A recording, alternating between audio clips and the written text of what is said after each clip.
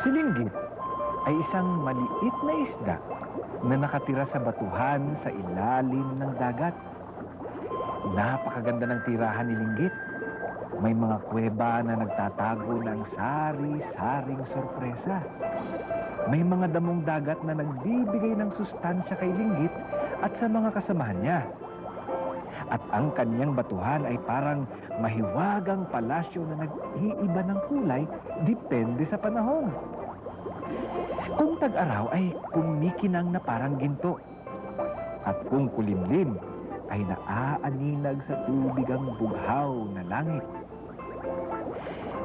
Nababalitaan ni Linggit na ang buhay sa mga karatig batuhan ay nag-iiba na at mapanganib. Pero ang batuhan ni Linggit ay maliwalas at tahimik. Araw-araw kalaro ni Linggit ang mga kaibigan ng munting isda. Sila'y masaya at tuhang-tuwa sa buhay nilang mapayapa. Sabay-sabay silang lumalangoy pataas upang masagap ang init ng araw at saka sumisisid pababa upang siyasatin ang mga lihim ng dagat. Kay bilis nila, kay saya ng kanilang buhay na walang iniintindi. Ngunit, isang araw, ay dumating na sagabal sa kanilang mapayapang mundo. Siya ay si Barakuda, isang dambuhalang isda. Ngasab! Ngasab! Ngasab! Nguya! Nguya! Nguya! Aking kakainin mga munting isda. Kay tatalim ng ngipin ng salbahik Barakuda. Ngasab! Ngasab! Ngasab! Nguya! Nguya!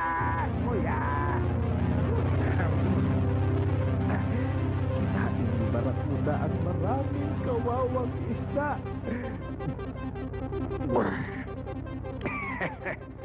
Ang sarap ng buhay dito sa batuhan.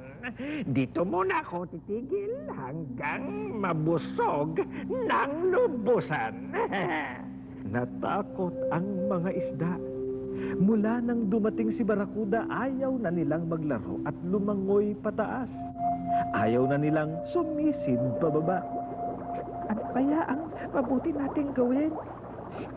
Kung hindi natin siya pipigilin, tayo kanyang uubusin.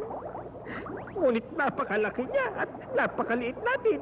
Mabuti pa siguro ang ating batuhan ay lisanin. Wag! Wag! Bakit tayo aalis sa ating tirahan?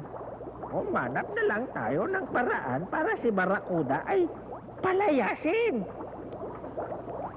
Paano natin malulutas itong ating problema? Tanong ng mga munting isda. Paano natin mapapaalis si Barakuda? Nag-isip ng nag-isip sina Linggit. Naghanap sila ng sagot sa mga aklat at lumang kasulatan ng kanilang batuhan. Nagtanong sila sa matatandang isda at sa mga siyentipiko at dalubhasa. At may naisip si Linggit.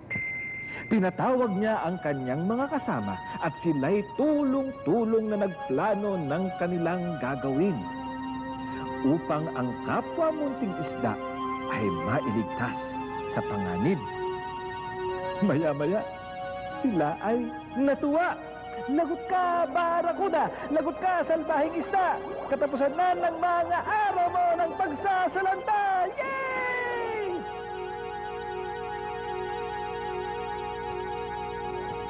Tahimik na tahimik sa batuhan nang si Barakuda ay dumating. At siya'y nagtaka. Ngasab! Ngasab! Ngasab! Nguya! Nguya! Nguya! Nasaan na ang mga munting isda? Anong gulat ni Barakuda nang bigla na lang lumitaw ang isang higanting isda na namumula ang mga mata. Sabi ng higanting isda, Ngasab! Ngasab! Ngasab! Nguya! Nguya! Nguya! at natakot si Barracuda, ang salbahing isda. Mahina pala ang loob kung gumanti ng salakay ang kaaway. Yay! Lumayas si Barracuda! Wala na ang salbahing isda! Ligtas na tayo sa kanya! Yay! Tuwang-tuwa si Nalinggit at ang kanyang mga munting kasama na siya palang nagpanggap na dambuhalang isda. Naitaboy nila si Barracuda, ang malaki at salbahing isda. At mula noon ay wala nang nagtangkang sumbakop sa matatapang na isda. Ang lakas ng ating tagumpay ay nasa ating pagkakaisa. Ito ang mahalagang natutunan ng mga munting isda.